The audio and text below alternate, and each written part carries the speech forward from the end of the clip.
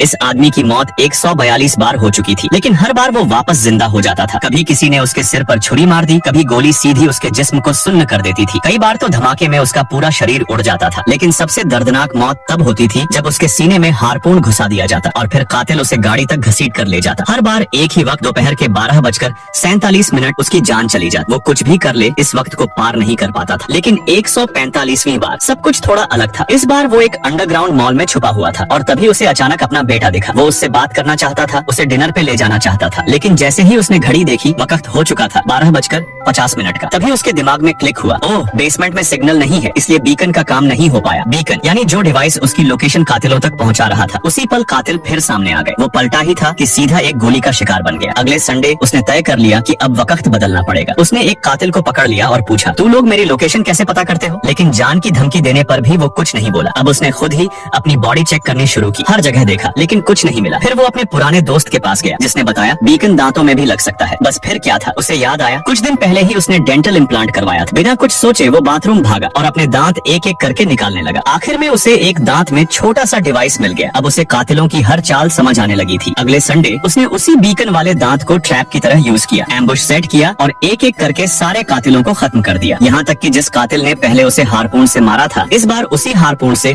वो खुद घसीट के ले जाया गया। अब छोटे मोटे कातिलों से निपटने के बाद उसने लीडर का पीछा शुरू किया। लीडर था एक फिजिक्स रिसर्च बेस में। पहली बार उसने सीधा कार से बेस में टक्कर मारी। दूसरी बार अंदर घुसा लेकिन गार्ड्स ने रोक लिया। लेकिन ट्विस्ट ये था कि कार में असल में वो था ही नहीं।